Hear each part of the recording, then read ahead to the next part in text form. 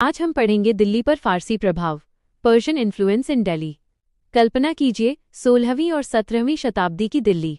दूर फारस से आए वास्तुकार, कवि, चित्रकार और विद्वान इस शहर को नई पहचान देने में जुटे हैं। महलों की दीवारों पर सुंदर नक्काशी हो रही है, बागों में फव्वारे बह रहे हैं और दरबार में फारसी भाषा की मधुर ध्वनि गूंज रही है। धीरे धीरे दिल्ली केवल एक राजधानी नहीं बल्कि भारतीय और फारसी संस्कृतियों के अद्भुत संगम का केंद्र बन जाती है। जब बाबर ने 1526 ईस्वी में मुगल साम्राज्य की स्थापना की, तब वो अपने साथ मध्य एशिया और फारस की समृद्ध सांस्कृतिक परंपराएं भी लेकर आए।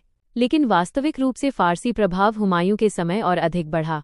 निर्वासन के दौरान हुमायूं ने फारस में समय बिताया और जब वे दिल्ली लौटे तो अपने साथ फारसी कलाकारों, वास्तुकारों और विद्वानों को भी लेकर आए। इसके बाद अकबर, जहांगीर और शाहजहां ने इस परंपरा को नई ऊंचाइयों तक पहुंचाया।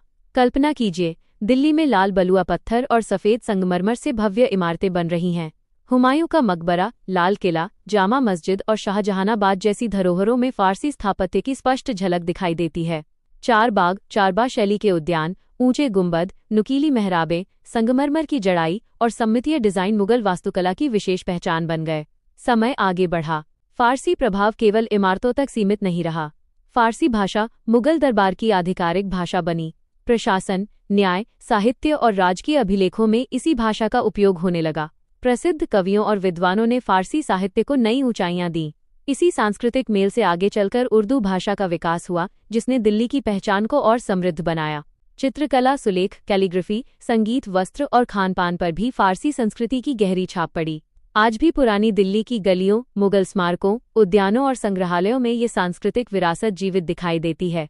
इतिहासकार मानते हैं कि दिल्ली की विशिष्ट पहचान इसी भारतीय और फारसी सांस्कृतिक समन्वय से बनी। यही कारण है कि मुगलकालीन दिल्ली को कला, साहित्य, स्थापत्य और संस्कृति का स्वर्णिम केंद्र माना जाता है। भविष्य के लिए दिल्ली पर फारसी प्रभाव हमें एक महत्वपूर्ण संदेश देता है।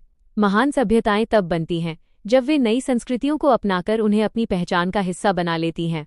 दिल्ली की ये साझा विरासत हमें सिखाती है कि विविधता, सांस्कृतिक आदान प्रदान और आपसी सम्मान ही किसी समाज को समृद्ध और विश्वविख्यात बनाते हैं। यही कारण है कि आज भी दिल्ली भारत की गंगा जमुनी तहजीब और सांस्कृतिक एकता का जीवंत प्रतीक बनी हुई है।